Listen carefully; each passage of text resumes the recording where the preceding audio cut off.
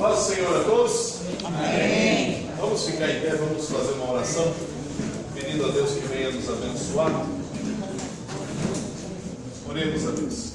Querido Deus, nós te agradecemos, Senhor, por esta oportunidade de podermos, Senhor, estar na tua casa.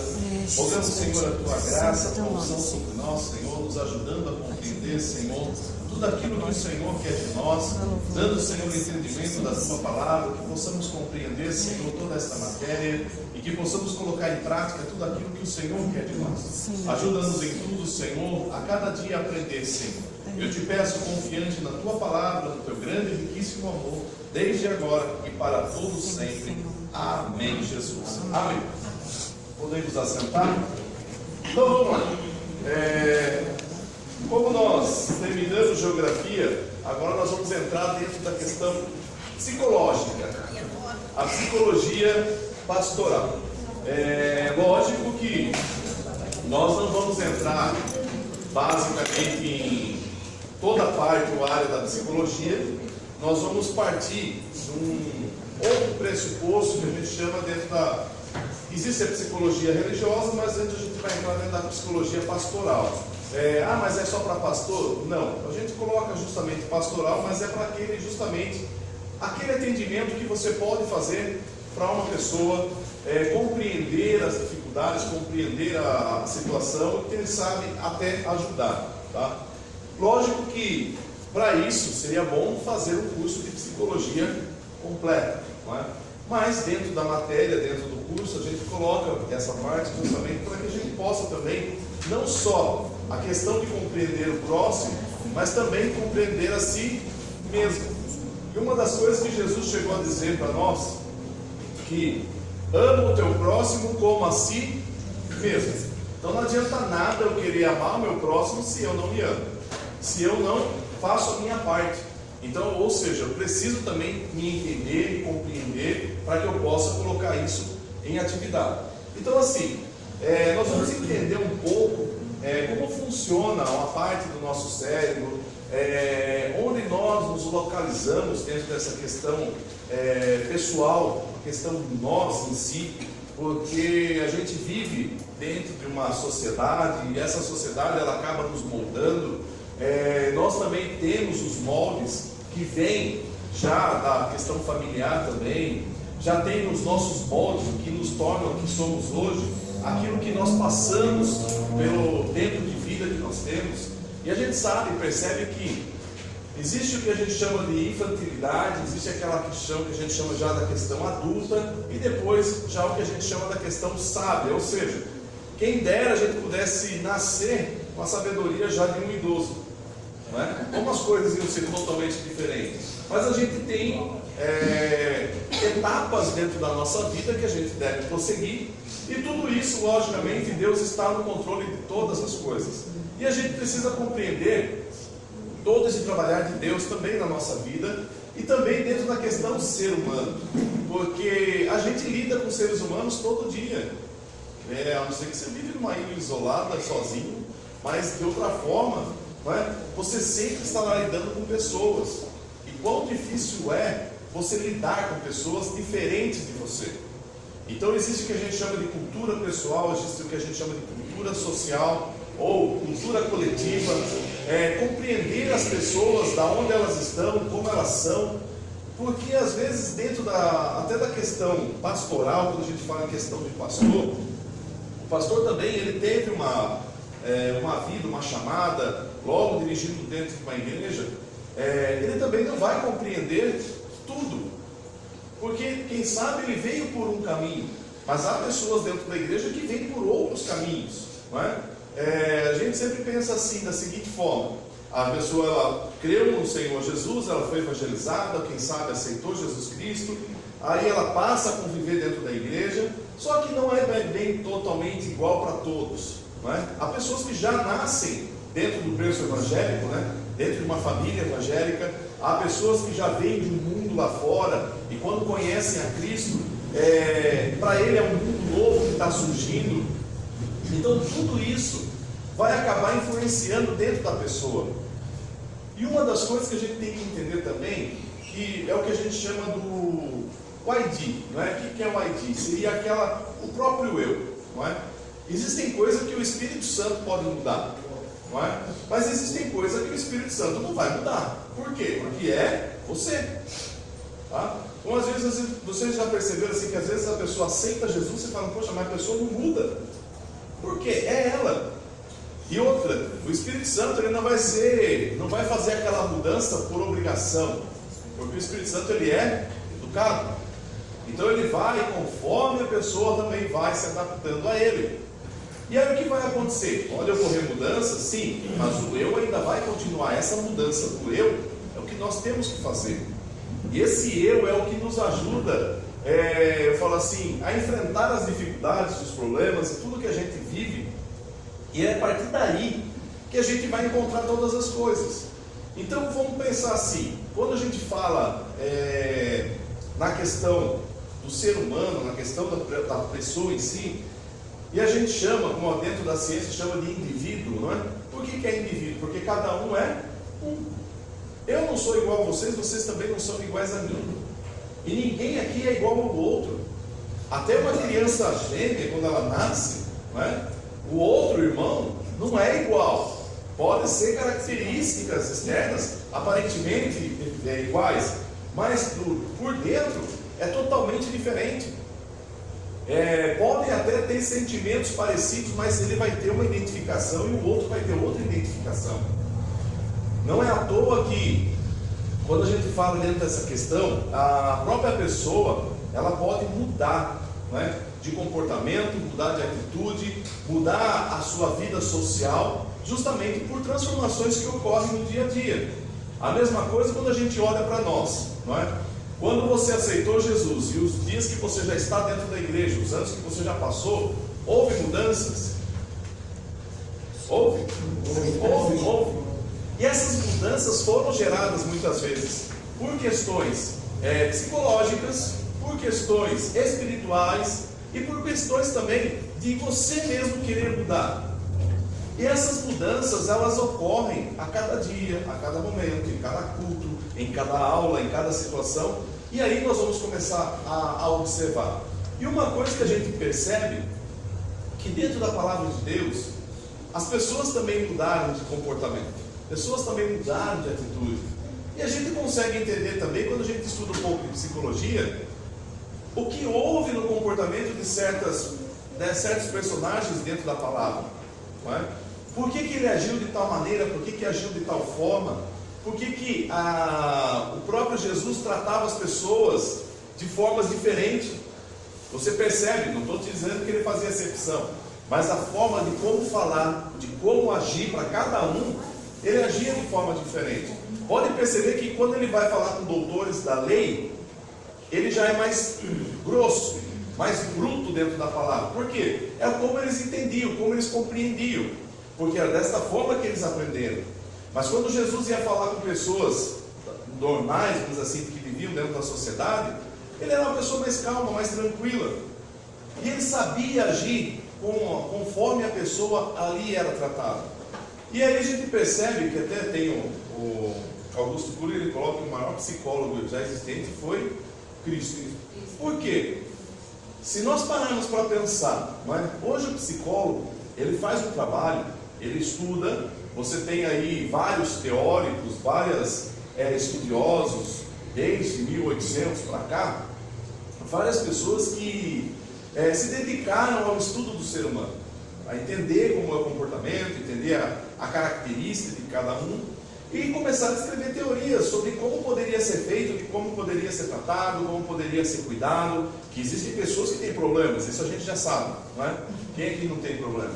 Não é? Quem aqui não teve um trauma psicológico? Quem aqui não teve um problema psicológico?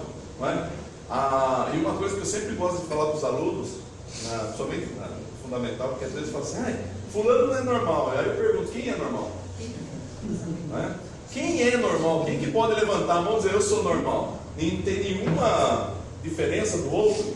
Todos somos diferentes. E aí, o que acontece? Você percebe que esse trabalhar de Cristo, de entender as pessoas, compreenderem, saber falar com elas, era glorioso, porque além do mais, ele está 100% como homem, né? conhecimento dentro das Escrituras, 100%, ele ainda tinha o Espírito Santo, que ajudava e revelava. Então, quando a gente fala dentro da psicologia pastoral, é o que mais dá certo.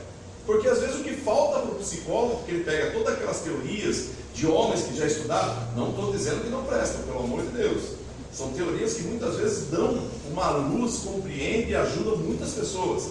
Hoje os psicólogos trabalham em questão de ajudar as pessoas. Só que quando você percebe que você tem as teorias, mas se você tem o Espírito Santo, não fica mais fácil de entender a pessoa ou compreender, porque eu não consigo me colocar muitas vezes no lugar da outra pessoa. E esse é o primeiro ponto. Para que eu possa compreender, eu preciso me colocar no lugar. E agora o Espírito Santo já convive com a pessoa. E fica mais fácil fazer esta interpretação e compreensão de cada um. Então fica realmente diferente o modo como a gente pensa ou como a gente analisa. E é lógico, quando a gente fala de questão psicológica, a gente entende também na questão do próprio homem. O homem é diferente da mulher, não é? Ou são iguais? Psicologicamente. São totalmente diferentes também, não é? E aproveitando, que eu não podia deixar de falar, de comentar, que como ontem foi o Dia das Mulheres, nada mais justo que uma homenagem às mulheres, não é? Que tem uma psicologia totalmente diferente do homem. E quando a gente olha, as mulheres não entendi. Melhor, né? Vamos lá. Provérbios. Abre sua Bíblia. No livro de Provérbios, capítulo 31. Provérbios 31. Capítulo. A partir do verso de número 10. Deixou para o último provérbio. E uma coisa que é interessante, que quando você lê Provérbios, os provérbios são vários, não é só de Salomão, tem várias pessoas, como esse exemplo agora, o capítulo 31, é feito por uma mulher. A mãe do rei Lemuel é que escreve esses provérbios, escreve para ele, para que ele compreenda. Só que quando você lê, principalmente Provérbios, eu falo que é um dos livros que, dentro de um tratamento psicológico, é o que deveria ser colocado em ação. Por quê? Você lendo Provérbios, quantos capítulos tem? Normalmente os nossos meses têm quantos dias? Se eu lesse um cada dia, eu garanto para você, se você começar o mês de janeiro, lendo lá o primeiro dia, o primeiro Provérbios, leia, segundo dia, segundo Provérbios, e assim vai durante o ano para você ver. Garanto para você que vai ter mudança lá no final. Não é? Passe o ano lendo Provérbios, estude Provérbios, que ele trata realmente de assuntos humanos, assuntos pessoais, assuntos que poderiam mudar nosso comportamento, a nossa atitude. Agora, quando você vai no capítulo 31, em homenagem às mulheres, e foi uma mulher que escreveu, olha o que diz aí o verso 10. Mulher virtuosa. O que é uma mulher virtuosa? O que é virtude? Qualidades, que mais? Jesus mesmo disse aí, senti que de mim saiu qualidade? Poder. Então uma mulher. Ô, glória. Os homens vão ficar bravos comigo hoje. Uma mulher virtuosa, uma mulher com qualidade, uma mulher que tem poder. Quem a achará? É fácil de encontrar? Não, é difícil. Olha só, o seu valor muito excede o de rubis. Ou seja, o valor dela é muito alto. O coração do seu marido está nela confiado, e a ela nenhuma fazenda faltará. Por quê? Com ela, fazenda é o quê? Riqueza, dinheiro. Ou seja, falta dinheiro para a mulher?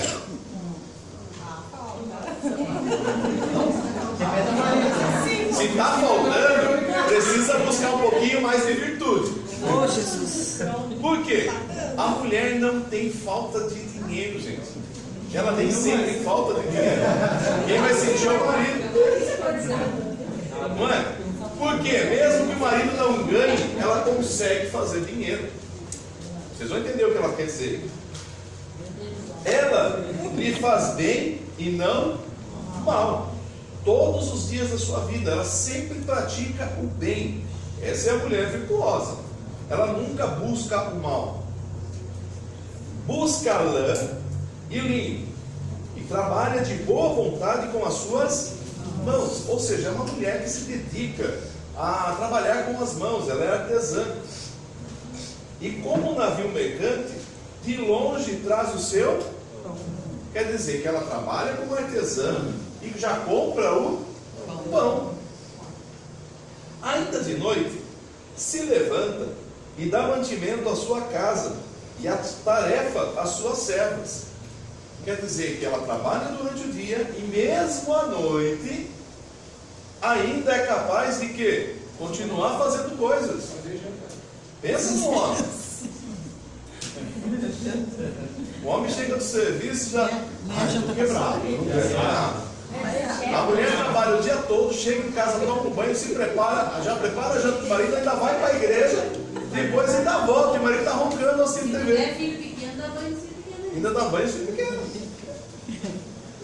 Olha, irmão, se eu estiver falando alguma mentira, por favor, irmãos, vocês me ajudem. Eu quero pedir ajuda para as irmãs. Fala. Pastor, uma pergunta. Eu sei que já passou, eu sei que é aula de psicologia, não de português, mas Sim. quando ele pergunta o primeiro versículo 10, mulher virtuosa, quem a achará?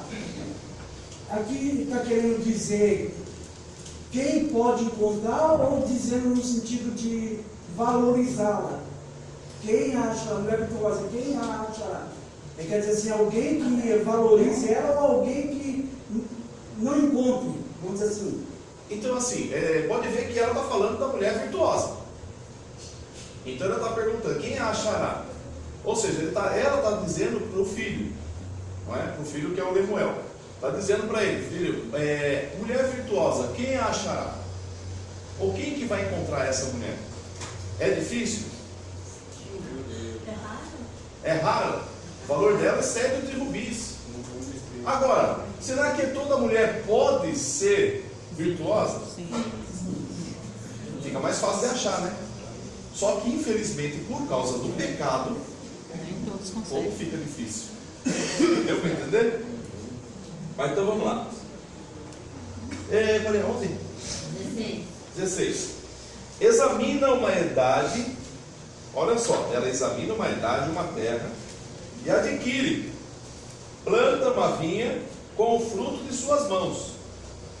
Ou seja, ela consegue plantar uma vinha, ela compra uma terra com aquilo que ela faz. Então, quer dizer, ela trabalha, ela conquista, tá? E ela consegue comprar terra e ainda plantação de vinha. Ó, cinge os lombos de força e fortalece os braços. Ou seja, é uma mulher forte, uma mulher de coragem. Prova e vê que é boa a sua mercadoria, e a sua lâmpada não se apaga de noite. A mulher, ela é 24 horas. Ela fica acesa 24 horas por dia. É difícil, eu falo assim, é lógico que a mulher dorme, mas ela às vezes dorme já pensando no que vai ser no amanhã. Estende as mãos ao fuso e as palmas de suas mãos pegam na roca, ou seja, ela vai descer agora, ela vai costurar. Abre a mão ao aflito e ao necessitado estende as mãos. Quer dizer, ela vende a casa, ela trabalha, ela planta e ainda ajuda os necessitados. E ainda vai. Não temerá por causa da neve, porque toda a sua casa anda forrada de roupa dobrada. Quem fez a roupa? Foi ela. Faz para si tapeçaria. O que é tapeçaria? Não falta tapete na casa. Mas até hoje eu não entendi para que serve tapete. Para você ficar o pé, Viu? Olha lá. Só serve para gente tropeçar no chão. Foi dia das mulheres.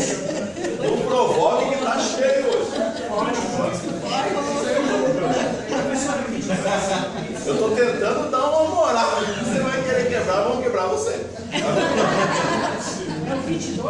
22. Tá o quê?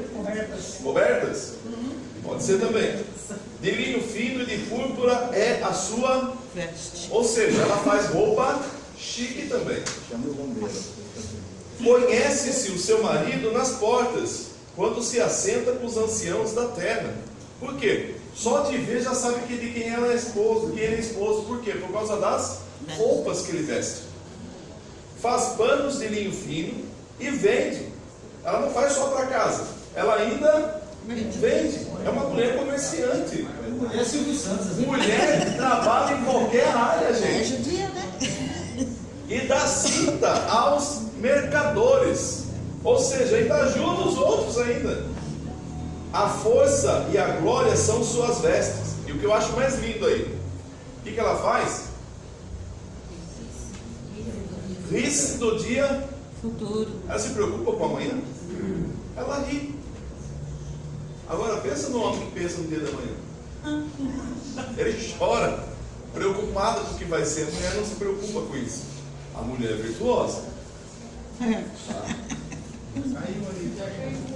Abre a boca. Abre a boca com sabedoria. E a lei da beneficência está na sua língua. Ou seja, é uma mulher que tem sabedoria, só abre a boca para falar com razão. Igualzinho. Olha pelo governo da sua casa e não come o pão da preguiça. Ou seja, todo dia de manhã, pãozinho quente. Ela não come pão da preguiça. Ah, o hotel de Feito ontem. por ela mesmo. Ela manda buscar.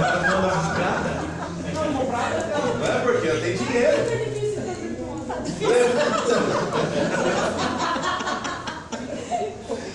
Levanta-se os seus filhos e chamam-na de bem-aventurada, como também seu marido que a louva, dizendo: muitas filhas agiram virtuosamente, mas tu a todas és superior. O que o marido deve fazer com uma mulher dessa?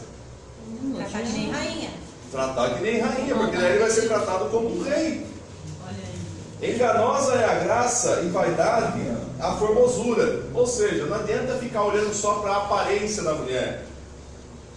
Mas a mulher que teme ao Senhor, essa será louvada. Dá-lhe do fruto das suas mãos e louve nas portas as suas obras. Então, mulheres, ó, parabéns para vocês.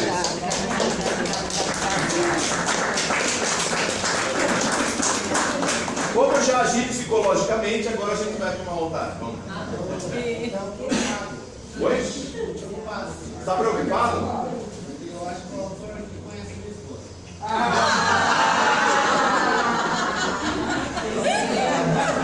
Eu vou falar, é o Ivan Carriel que está falando, irmã. Porque depois ela vai assistir e vai saber quem é.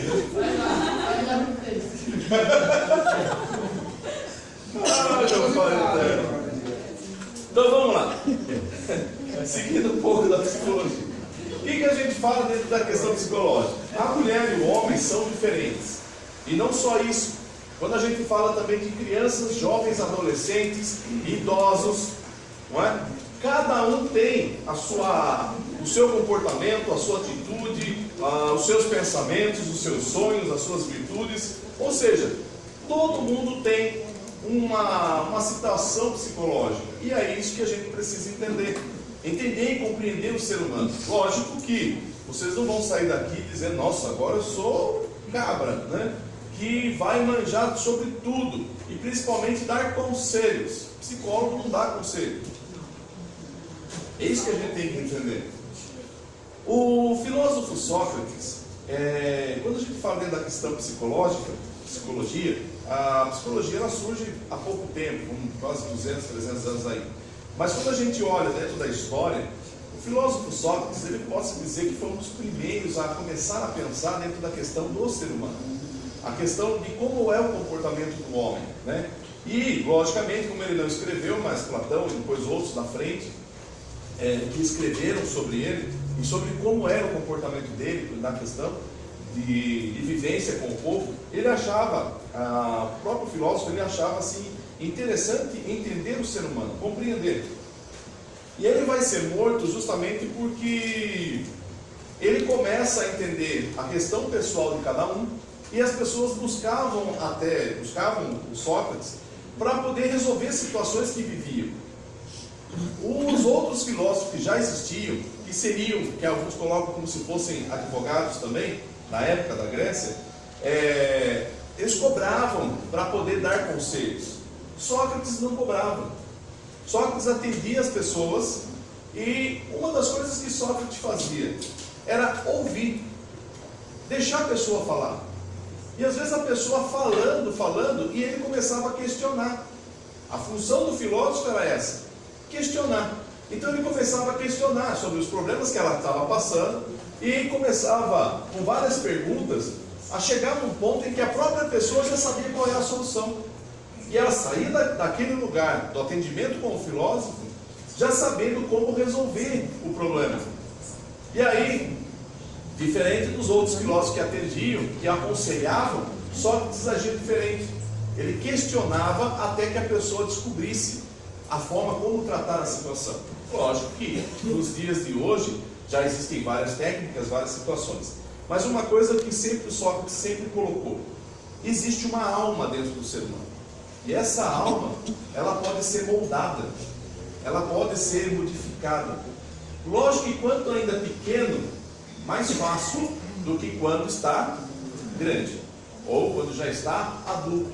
Então essa alma, ela pode ser moldada, ela pode ser modificada, e quanto antes melhor. Mas qual é o ponto? Que dentro dessa questão entra o que a gente chama de ética e moral.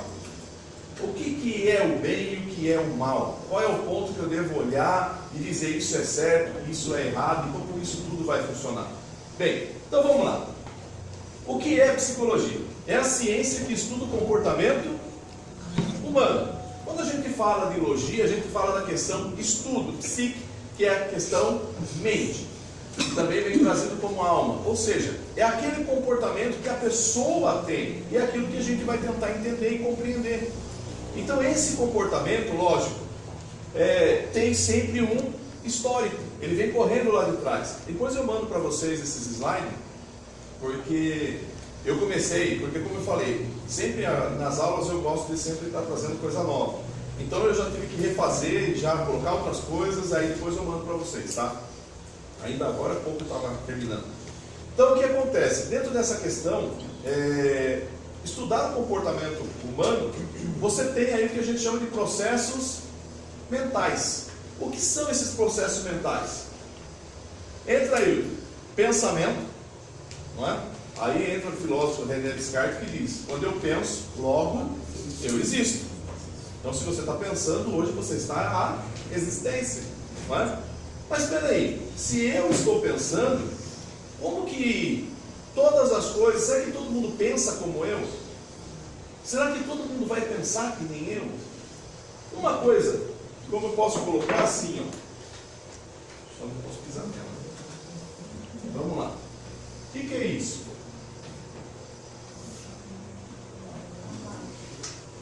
O que é? E o que é um cavalo? Que animal? 4 patas. O que mais? Quando você lê, você já na sua mente, já imaginou o que? Será que todo mundo pensou no mesmo cavalo? Ou seja, cada um pensou em um cavalo. E uma coisa que é interessante, quando a gente fala dentro dessa questão de descoberta, olha só, o cérebro ele é tão majestoso, que é justamente uma máquina que Deus fez perfeita. Existe o seguinte: existe aquilo que a gente chama de consciência, certo? E aqui o que a gente chama de subconsciência, tá? Que é uma coisa que já Freud e outros pesquisadores já estudaram. Existe o que a gente chama de subconsciência, consciência e o inconsciente, tá? A gente já vai entrar depois em detalhes, mas vamos só parar nesses dois. A consciência é tudo aquilo que você percebe, tudo aquilo que você sente, tudo aquilo que você pensa, você está imaginando, está naquela hora, naquele momento, é o que você está consciente. Não é? Já viu aquela pessoa que fala assim, essa pessoa não está consciente. O que aconteceu com ela? Ela desmaiou, ou ela está dormindo, ou ela apagou, ou seja, ela não está mais consciente, ela já não está mais participando dentro do mundo que é material, dentro do mundo que é existente.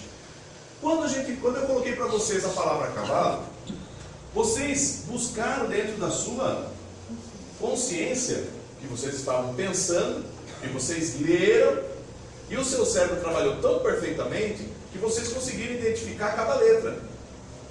E quando vocês identificaram cada letra, juntaram, surgiu a palavra cavalo. Quando surgiu a palavra cavalo, na sua mente, já foi buscar lá no subconsciente, que é onde fica o armazenamento, o que seria a imagem de um cavalo. Ou seja, foi buscar e trazer para consciência. Se eu desse uma folha para vocês agora e pedisse para vocês desenharem o cavalo que vocês imaginaram, será que seria o mesmo cavalo? Mas as características seriam quase iguais. Teria a crina, teria a orelha, teria o rabo, teria as 4 patas e assim por diante. Porque todo mundo sabe o que é um cavalo. Só que quando você vai buscar no seu subconsciente, você vai buscar uma coisa que é antiga, uma coisa que já estava guardada. Ou foi uma imagem que você gravou quando era criança, ou foi uma imagem que você gravou recentemente, ou você participou, viajou, de repente viu um cavalo mais próximo, você lembrou desse cavalo.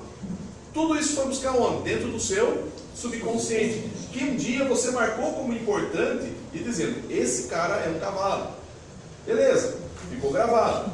Só que quando você vai buscar, nesse meio tempo, existe o que a gente chama de ID, ou o eu, que é você, que eu vou tratar como alma, tá?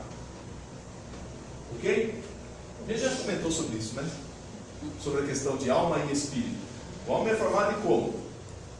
Corpo, alma e espírito. Até os profetas e até os escritores dentro da palavra, às vezes você achava uma certa confusão dentro de escrever, porque você vai encontrar dentro da Bíblia dizendo assim, o corpo, a alma vivente, seria o que dá vida, e o espírito que é eterno. Depois você vai ver outras passagens dizendo, não, o espírito vivente, e a alma que é eterna. Por quê? Porque a alma e o espírito não dá para viver sem. Ou seja, eles estão interligados, e junto com o corpo. Aí alguns teólogos, eles tratam da seguinte forma, não existe a questão alma e espírito, são juntos, eles estão interligados. Aí nós podemos tratar que é o homem interior, que é o que a gente chama de alma, ou seja, o ser. Como Sócrates, que não sabia muito de religião, só sabia a religião que ele tinha, ele tratava como alma também, que era aquele ser que está dentro desse corpo. E o que acontece quando esse corpo se desfaz? Essa alma vai para algum lugar. Como a gente já viu em algumas passagens que diz que o espírito volta para Deus, porque é ele que dá a vida, é ele que mantém isso tudo ligado. E a alma é que vai tomar a decisão se vai para o paraíso ou se vai para o quinto dos infernos. Mas, aí toma-se a decisão que quer. Ou seja, cada um vai e busca aquilo que é necessário. Acontece que quando eu falo dentro desse eu, quando eu falo do subconsciente e do seu consciente, que nem você já ouviu alguém dizer assim, Deus está gravando tudo. Tudo que passa na sua cabeça, tudo que está dentro na sua vida, tudo está sendo gravado. E a gente fica imaginando que tem uma câmera externa, uns anjos carregando a câmera assim, né? E filmando você, por 24 horas. Não precisa. Tudo já está sendo gravado dentro do seu subconsciente. Você é um gravador ambulante. Tudo, 24 horas por dia. Até o que você sonha está sendo gravado. Quantos gigabytes tem? Só Deus sabe. Não é? Só Deus que sabe. Nós temos um computador excelente. Geralmente os traumas ficam no subconsciente ou não? Pode ficar no subconsciente, pode ficar no inconsciente e pode ficar no consciente. Vai depender muito da questão do trauma e como a pessoa trata isso. Por quê? Existem pessoas que sofreram um trauma quando criança e ela não lembra mais. Ela jogou dentro do inconsciente, que é o lixão, e é onde você armazena aquilo que você não quer lembrar mais. Não é? Tem coisas que você grava no subconsciente, está lá guardado. A hora que você quer, você lembra. ou constantemente. Esse daqui é o pior. Por quê? Quando você tem um trauma que você lembra todo dia desse trauma, a chance da pessoa cometer um suicídio é gigantesco. Então, quando ainda cai aqui, por mais que ela possa ter até um pensamento em questão suicida, né, mas ainda não vai ser tanto comparado ao que está aqui. Quando a pessoa toma uma atitude suicida, é porque realmente está tomando parte do consciente dela e ela já não consegue mais ter controle. Tá? Professor, e aí, nesse caso, a pessoa tem que ser tratada na alma, quando ela tem esse problema, tem que ser tratada na alma. Olha que coisa interessante. O psicólogo, sem ser cristão, vamos colocar assim, ele vai tratar o quê? Ele vai tratar o eu, não é? Vai tratar a pessoa, vai tentar tratar a alma. Só que ele vai compreender o que realmente uma alma sente e o que essa alma precisa. Então quer dizer que quando a gente fala de psicologia pastoral, nós estamos colocando, que é lógico, o pastor virtuoso, vamos colocar assim, quem o achará? Seu valor você foi na aula. Foi na aula agora. Que não é raro, mas pode aparecer, né? O que acontece? Essa pessoa, se ela fizer realmente, ela precisa de ajuda, ela precisa de uma busca, ela encontra esse pastor, ele sabe que ela vai precisar. Ela vai precisar de, às vezes, uma orientação, né? Mas também uma questão espiritual, porque o que às vezes falta dentro da questão psicológica é a falta espiritual, sabe? É você realmente ansiar por aquilo que realmente Deus pode te dar. Então esse é um dos grandes problemas. Não estou dizendo, pelo amor de Deus, que um psicólogo que não é cristão não tenha condições de tratar uma outra pessoa. Lógico que ele tem, não é? Só que muitas vezes a falta que essa pessoa tem é o quê? Espiritual. Não é? Por isso que às vezes quando as pessoas perguntam, você conhece algum psicólogo, conhece alguém? Eu sempre vou indicar alguém que é cristão. Por quê? Porque é mais fácil. Se a pessoa já tem o Espírito Santo, compreender a outra é muito mais rápido e melhor. Não é?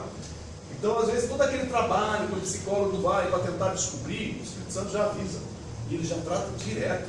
Vocês sabem quantas vezes dentro da igreja uma pessoa chegar com vários problemas, com várias dificuldades, e a palavra chegar realmente no âmago da pessoa, e ela sair de lá sabendo o que resolver, o que fazer. E ela dizer, olha, naquela igreja eu encontrei a solução. Então, quer dizer, o espiritual alcançou e conseguiu corrigir. Mas, muitas vezes, logicamente, depende da pessoa, porque nós temos o livre arbítrio de escolha, de escolher. A pessoa, muitas vezes, ela se prende, ela não quer abrir a isso. Não é? E, muitas vezes, por causas e traumas que ocorreram no passado, o trabalhar do psicólogo é justamente aquele quebrar na marreta aquele concreto que foi construído, para tentar achar uma brecha para poder resolver o problema. Então o que acontece? Quando eu falo dentro da consciência que vocês foram buscar, tudo passou por quem? Passou pela alma. Lógico, quando você foi buscar no seu próprio consciente, foi buscar no subconsciente, aquilo que era necessário, passou pela alma. E muitas vezes, quando você traz esta imagem, e às vezes até dentro de um desenho, é fácil você descobrir os traumas que essa pessoa está passando. Fale. Hoje está tendo, como é que eu posso dizer, fala que é cura, né? Cura interior. Aí tem um encontro com Deus, faz a cura e as pessoas estão sendo libertas. Certo. E aí o que seria nesse caso Então, existe uma questão psicológica que pode ser feita. Existe agora um tratamento que eu falo assim, na questão da pessoa fazer uma cura interior. É possível? Sim. Só que às vezes a cura interior que as pessoas estão fazendo é mais uma questão espírita. Vai buscar um espiritismo para tentar solucionar um problema. Então essa cura espiritual pode ocorrer por sessões espíritas. Tá? Pode resolver? Pode. Eu falo porque às vezes ele consegue alcançar aquilo que realmente precisava consertar. Então, o espiritismo pode ajudar nisso também? Pode. Só que eu não vou apoiar. Por quê? A gente sabe que está lidando com o outro lado. Pode ver que as pessoas que às vezes vão em sessão espírita falam, nossa, como eu saí bem de lá? Não, mas o que eu estou falando é assim, está acontecendo em várias igrejas. Eles fazem uma programação de 3 dias, que é um encontro com Deus. Certo. Aí vai para uma chácara, para um lugar mais reservado, e fica aqueles 3 dias ali fazendo curso, tendo pregações, estudos, e a cura, que vai, a pessoa senta para conversar com um dos livros, conta toda a vida dela, do dia que ela se entendeu com jeito até aquele momento. E muitos saem libertos de traumas que já tinha, de quando era criança, ou depois de adulto, e é liberto dos traumas. E aí, como que é essa causa espírita também? Seria uma regressão? Pastor, Então, se há regressão, é espírita. pastor, e está tendo muita técnica de PNL, né? Sim. Programação neurolinguística. Sim. Isso que é uma coisa que se usava muito nas empresas corporativas. E hoje estamos usando dentro E das hoje, igrejas. ó, pastores e tudo estão estudando PNL e trazendo para dentro. Sim. E tem a outra linha, que é uma linha que agora caiu muito, mas houve uma época que, principalmente a questão de células, né, elas cresceram muito com a quebra de maldição. Então, Você tinha que fazer aí é o que eu falo. denúncia. Aí é sessão espírita, Isso né? aí entra esse assunto aí nesses encontros. Então, daí eu posso tratar assim. Eu creio na cura espiritual, eu creio que Deus pode fazer, sim. Às vezes a pessoa fazer um tratamento com um pastor, ou esse pastor orientando a questão até da pessoa, a questão interna da pessoa, isso pode acontecer um trauma quando ela era criança, isso pode ser tratado, mas isso é uma questão pessoal. O problema é que às vezes dentro dessas reuniões, eles tentam buscar até coisas hereditárias, não é? Trauma, um pecado lá atrás de um parente que acabou interferindo na sua vida, isso não existe. Isso é programação de gerações, né? Isso aí é o que eu queria perguntar para o senhor, porque tem uma pessoa conhecida minha, ela trabalha muito com adolescentes, jovens, crianças, jovens que se cortam, sabe, tem problema com o pai, e ela enfatiza bastante sobre que é coisa do passado, coisa dos pais, coisa das mães, da mãe da pessoa, Pecado coisa hereditário. que vem, e ela sempre enfatiza isso para mim, sabe? Mas eu penso assim, daí seria o quê? É o que o senhor falou aí, seria espiritismo, porque ela está puxando como se ele pecou lá, a menina peca hoje, a menina tem 100 anos hoje, porque o pai dela fazia também. É igual, eu já vi, por exemplo, o que existe? Havia aquele pensamento que, por exemplo, a própria palavra mesmo, o próprio Deus falando através do profeta, disse assim: vocês dizem um provérbio no meio de vocês assim, os pais comeram uva verde e os filhos nasceram com o dente estragado, não é? Tentando justificar porque o filho nasceu desse jeito foi por causa de um pecado que aconteceu lá atrás. É o mesmo caso que Pedro pergunta para Jesus na cura do cego: Senhor, quem pecou? Ele ou seus pais para que ele nascesse desse jeito? Daí Jesus disse: não, ele nasceu assim para quê? Para a glória de Deus. Então quer dizer, não foi questão de pecado dos pais e nem ele pecou, mas ele nasceu daquela forma porque Deus ia fazer uma maravilha naquele momento para ele. Então assim, a questão de falar ou há pecado hereditário, pecado do passado que vai interferindo na vida da pessoa. Hoje eu estou sofrendo porque meus pais, meu pai adulterou, minha mãe adulterou, e isso eu estou carregando porque eles não pediram perdão, e hoje eu tenho que pedir perdão em nome deles porque já morreram. Isso é espiritismo. Eu não vou carregar pecado do outro. Aqui a Bíblia diz bem claro: aquele que pecar vai morrer, mas aquele que pecar, não aquele que já pecou, não é? Dos parentes do passado. Então ninguém herda pecado de ninguém, né? Graças a Deus. Amém. Jesus usava de todos os pecados. E é a questão da libertação. E é isso correto. Olha, tem muitas igrejas com esse momento agora de essa reunião. Sim. Três Irmã, dias. tem igreja. Muitas igrejas estão nesse. Tem igreja fazendo leitura espiritual já em saco de farinha. Então assim, a pessoa pega uma bandeja e joga a farinha. Agora eu vou entender o que Deus quer falar com você. Para que farinha? Então quer dizer, isso já é sessão espírita. Então não tem nada a ver fazendo assim, o pai sofreu com um pecado que ele era muito mulherengo, muito isso, Não. e o filho sofre também, Não tem nada a ver com o assunto. Agora há um problema que a gente tem que entender, a questão de consequências. Por exemplo, o pai era mulherengo, arrumou um monte de mulher lá, gastou todo o dinheiro, a família vai sofrer consequências por falta de dinheiro por causa do erro do Mas pai. se o filho faça igual, Não. Mas é por uma escolha, maldição. né, professor? Por escolha. Por escolha. É igual de beber, por exemplo, hoje nós estávamos conversando com a minha irmã sobre isso. O pai dele bebia do meu cunhado. Aí ela, ai, mas ele arrasta essa maldição. Eu falei, não, ele escolheu. Porque se ele cresceu dentro de um lar desse, ele poderia escolher para os filhos dele diferente. É escolha. Agora, Eu penso na assim. questão até da bebida, aí entra um outro porém também, porque é uma questão genética. Existe uma questão genética.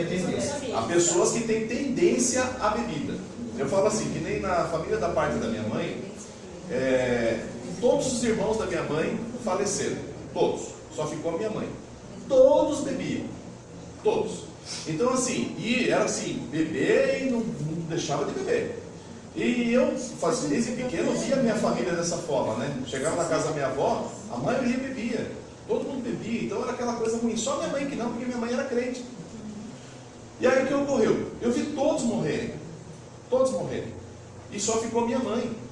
Aí, meu subconsciente entra naquela questão: você vai beber? Eu nunca bebi, gente. Eu nunca ingeri nenhuma bebida alcoólica.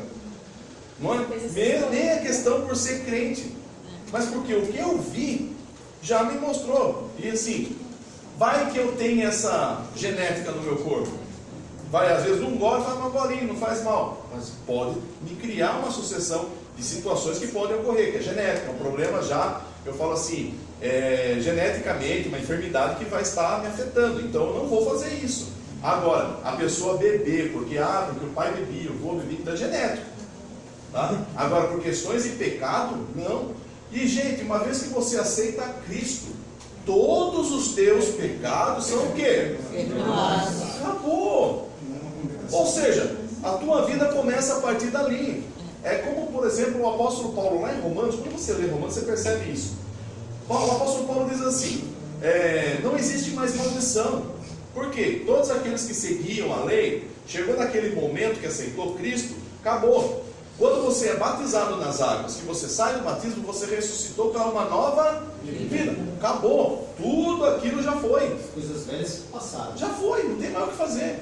Então, agora, tenho medo, eu tenho um trauma. Por exemplo, eu não consigo, é um exemplo que eu tenho, eu não consigo nadar. Eu não sei nadar. Mas foi um trauma que meu pai causou em mim. Quando eu tinha 5 anos de idade, me jogou dentro de uma piscina olímpica, né? E achando que eu já ia saber nadar, porque falaram um dia para ele que toda criança sabe nadar. E jogou. Eu só fui até o fundo lá. E ele ficou esperando para ver se eu voltava. Não é? Aí, como deu desespero, ele entrou. Vou aprender a nadar? Então, Nem perto da piscina chega. nem dá mais. Ou seja, causou um trauma, causou. Agora, porque é um pecado do meu pai? Foi.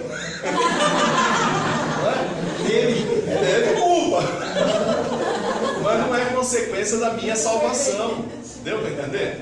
Então existem traumas que hoje eu tenho, que às vezes eu carrego, de problemas que eu tive com a minha família, de situações do passado, né? Não do passado que eu falo antes da minha geração, né? Antes de eu nascer. Não. A minha situação começa a partir do momento que eu nasci.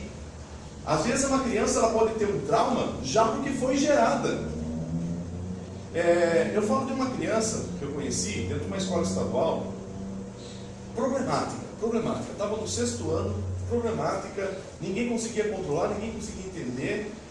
Aí, um dia, eu fui conversar com a diretora e eu fui falar do aluno. Eu falei, nossa, esse aluno eu não consigo entender. Ele é perturbado, não sei. E, às vezes eu carregava até o vidrinho da unção para ver se dava um jeito de passar e ver se...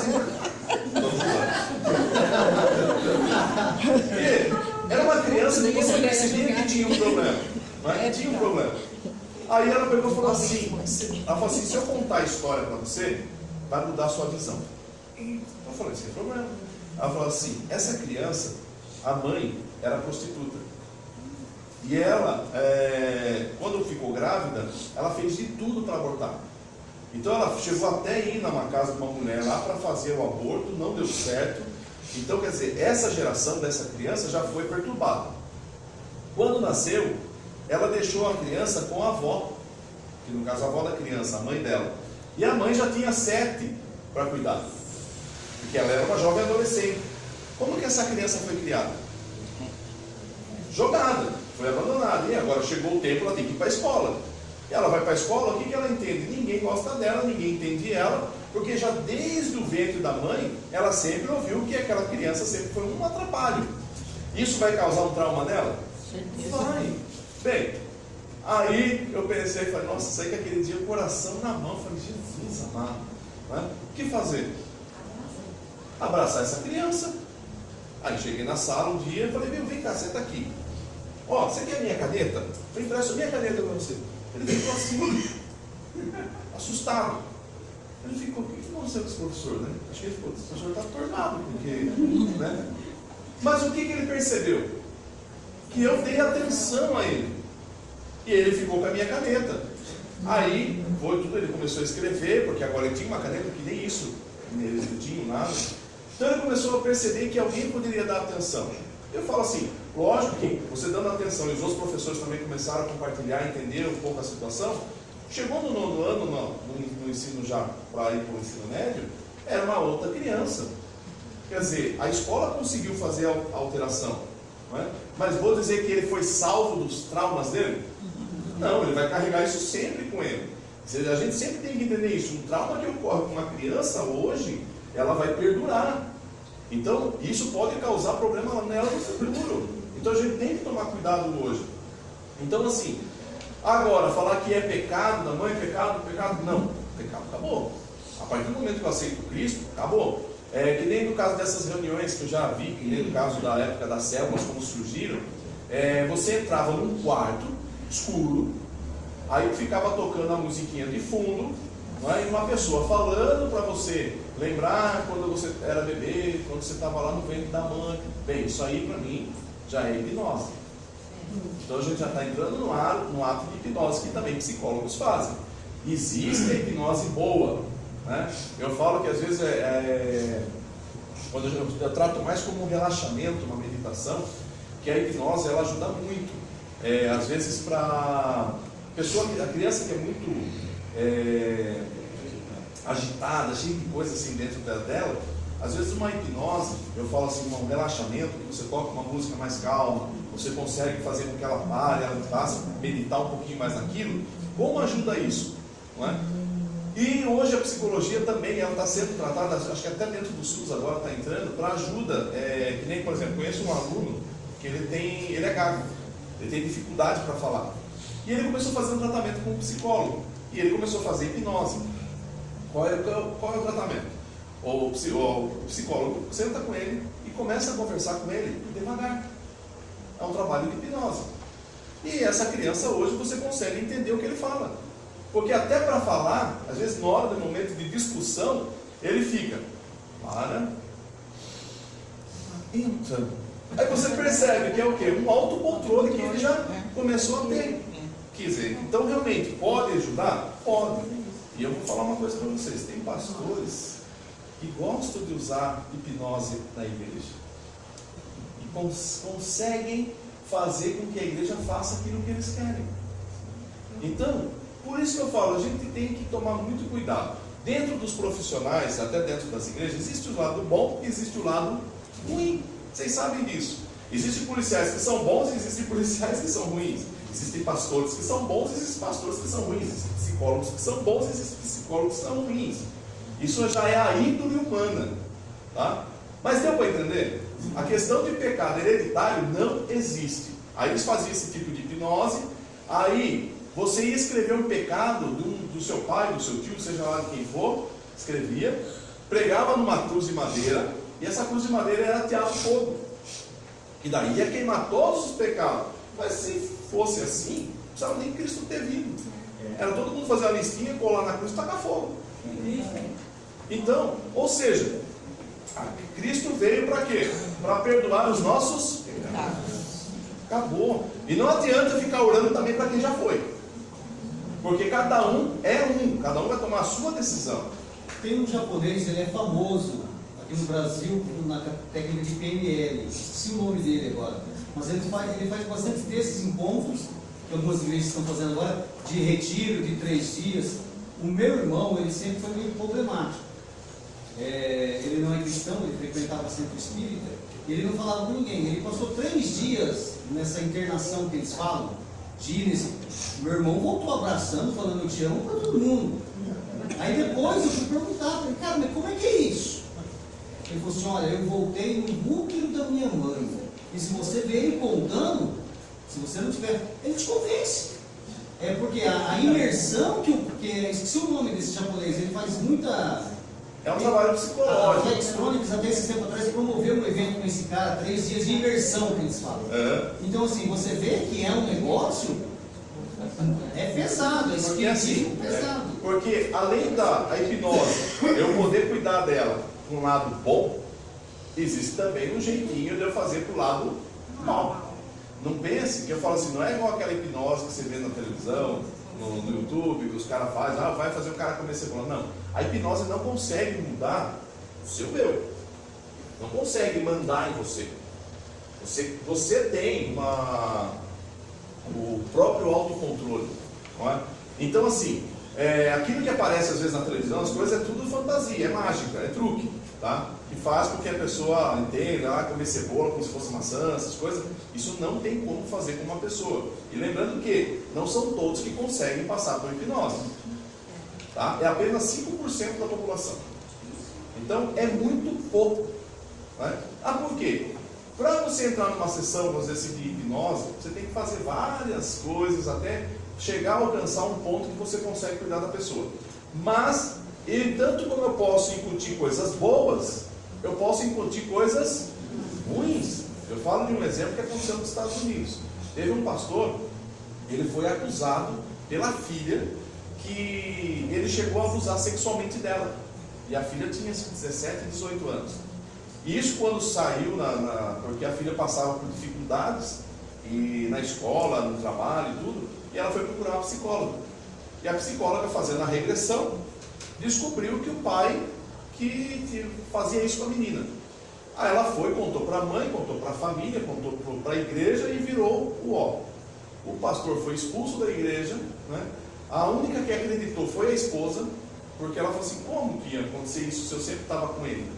Né? Não tem lógica.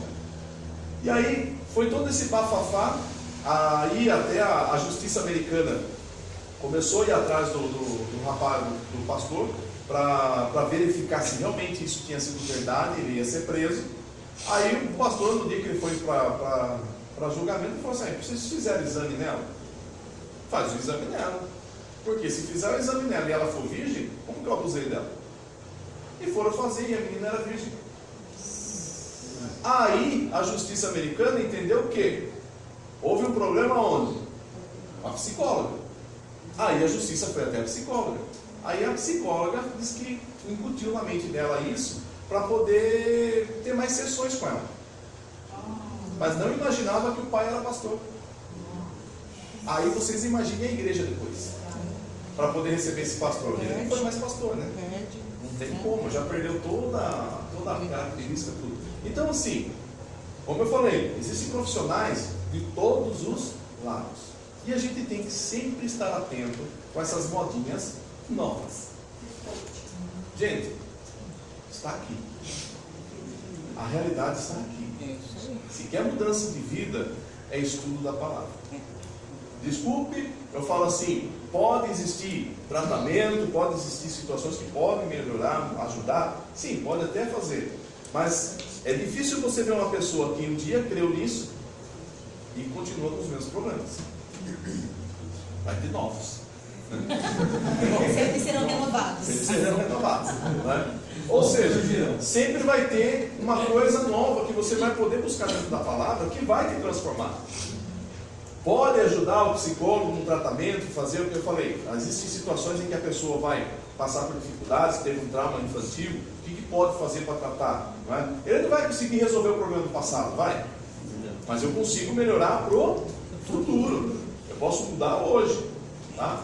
Então é que eu falo para vocês. A gente tem que tomar cuidado, principalmente com essas modinhas novas que surgem, como eu falei. Agora estão vendo a profecia agora através da farinha. O pastor joga a farinha e dali ele vai saber como vai ser. Gente, me desculpe. A maior profecia está aqui. Eu preciso desses outros profetas hoje?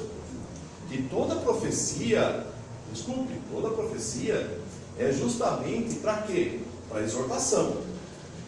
O profeta, quando ele é mandado por Deus para falar com alguém, é para exortar. Por quê? Porque Deus não está conseguindo entrar em contato com aquela pessoa. Algum problema houve no caminho. Aí então ele envia alguém para poder consertar. Agora, o que tem de profeta hoje para dar bênção, mas Deus precisa mandar profeta para avisar que vai dar bênção? O que a palavra fala sobre essas igrejas que dão esse envelopinho para a pessoa para colocar o nome, para orar em tanto lugar, para levar para tal canto, para isso, para aquilo outro, 300 envelopes no culto. Mas é com dinheiro ou sem dinheiro?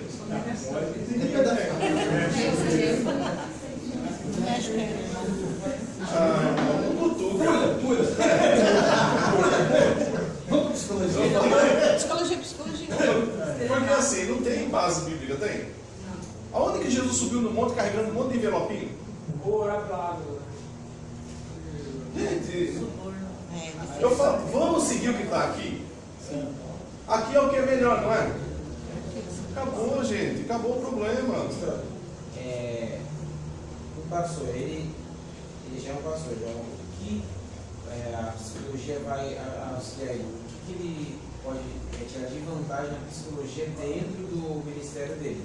Não levando vantagens financeira ou através da palavra trazer uma mensagem que psicologicamente vai mexer com as pessoas, sim, isso vai fazer mais fiéis, tudo isso. Por exemplo, tratamento, por exemplo, com casais, tratamento com jovens, drogado. A psicologia serve só as ferramentas que ela fornece para ele. Sim. Eu falo assim, um pastor que faz uma psicologia ajuda muito. Mas já vi um pastor que fez psicologia e desviou. Aí eu falo, ou seja, não tinha uma base firme da palavra, né? Porque psicologia vamos estudar a Bíblia? Não, né, gente?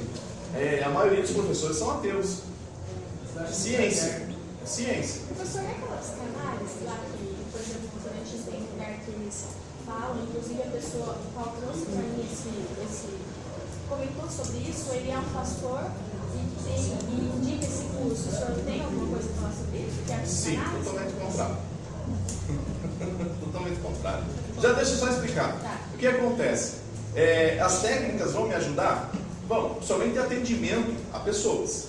Que o pastor ele lida com quem? Pessoas. E uma coisa que eu sempre falo assim, o pastor ele é influenciador. Então assim, se eu souber como influenciar essas pessoas a fazerem bem, que mal tem. Não é? Mas assim, as pessoas às vezes estudam psicologia, estudam hipnose para poder ganhar em cima. Não é? E lógico, o pastor eu falo assim, a psicologia vai ajudar mais o tratamento mais pessoal. Eu acho que o tratamento pessoal é melhor. Mas aí nesse caso, professor, a psicologia não entra para a psicologia, essas coisas são juntas? Então, para a psicologia, é que tudo às vezes tem um para, né? Que é aquele para psicólogo, para médico, para... tudo que vem com para antes, eu já sou um pé atrás. Porque já entra a questão espiritual. É isso que eu... Então, espiritual não, é mais espírita. É espírita, né? É mais espírita. A parapsicologia também é mais espírita. Então ele vai tentar... Mas ela cai dentro do... Não cai dentro da psicologia. É totalmente fora da psicologia. Que é extra, não é? Está fora. É a mesma coisa assim, eu vou estudar astronomia. É diferente de astrologia. Ou seja, a astronomia é aquilo que realmente são os astros, eu vou estudar eles. Não tem nada a ver com a parte minha. A lua mudou de fase hoje, vou mudar meu comportamento. Isso é astrologia. Quer dizer, não tem nada a ver com a ciência. A psicologia tem tudo a ver com a ciência. A parapsicologia, não. Ela vai fazer tratamentos de formas diferentes. Você vai carregar uma folhinha de arruda na orelha que vai resolver o seu problema. Aí são tratamentos parapsicológicos. Paralelos, a parte do que dá. Tá? Então assim, na reunião de casais, tratar casais, a psicologia ajuda muito, porque quando o casal chega na igreja, o que eles querem? Solução. Se o pastor der a solução, arrumou para a cabeça. Não é assim que deve acontecer. Porque ele chegar, pastor, a gente quer separar. A pastor chega e fala, então separa. Eu já dou a solução. Separa, aí vai dar problema. Aí vai falar, pastor que orientou a gente. Não é? Ou, está tendo uma briga, um problema no casal. O pastor fala, não, vocês têm que continuar junto. Aí eles vão continuar reclamando, vivendo aquela vida, culpa do pastor.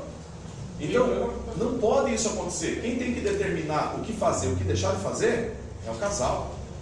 Eu posso apenas ser o intermediário para que eles descubram a solução. Esse é o problema que a gente tem que ter.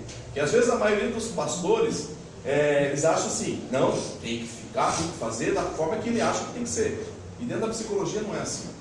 Quando você faz uma análise dentro de um casal, eu vou entender os dois e vou começar a jogar situações que são principalmente as práticas da psicologia, para que eles possam encontrar a solução.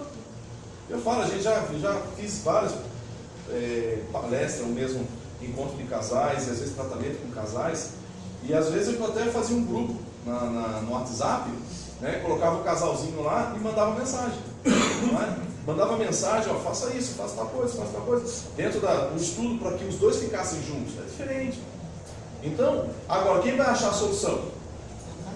É o casal, não sou eu. O pastor falou que tem que fazer, o pastor falou que nem. Aí você vai arrumar mais problema ainda. E daí já não é só o casal que está brigando, o pastor entra no meio. Então o pastor tem que usar as ferramentas, não aconselhar. Sim. Eu posso aconselhar? Sim, o pastor pode ser um conselheiro, mas vai depender muito da situação. Já viu aquele ditado que em briga de marido e mulher? Porque quem tem que resolver é os dois. Mas eu posso aconselhar os dois a fazer um tratamento, ou mesmo uma adaptações, o que viver e tal, e tudo assim vai. E nem, por exemplo, existe quando às vezes vem casais que a gente precisa consertar, eu faço o teste da bexiga. Coloco os dois de costa. Aí eu vou fazendo pergunta para o casal. Vou fazer pergunta, que é o trabalho que o filósofo faz. Vou fazer perguntas. E eles vão ter que encher a bexiga. Então vamos pensar assim, quando ele sai do banho, o que você mais detesta? Aí você enche a bexiga naquilo que você detesta. Aí a pessoa vai enchendo a bexiga. Só que fica um de cada lado e os dois virados de costa, eles não conseguem ver o que o outro está enchendo. A hora que os dois se viram, aí eles olham quanto erro tem ela e quanto erro tem ele. E aí os dois percebem que é quase a mesma quantidade. Aí ela começa, mas por que tem tudo isso, meu? O que faltou? O diálogo. E às vezes é só o diálogo que falta, gente. Sabe? E às vezes eu coloco o grupo do WhatsApp, e às vezes eu coloco lá no WhatsApp mesmo, porque me coloco e tem um casal. E eu começo a perguntar as coisas e eles vão respondendo. E de repente você percebe que os dois estão conversando no WhatsApp. Aí você fala, parece que até você está inserido lá no meio sem estar necessidade. Porque às vezes falta o diálogo dentro de casa, mas no WhatsApp ele não larga, nem ela. E começa os dois a se conversar no WhatsApp. Então, são técnicas que você consegue fazer com que o casal volte a conversar novamente. Então isso vai ajudar muito. Tem casal, tem que ser aquele bexigão. Aí é só Deus na causa. Vamos tomar um café, a gente já volta?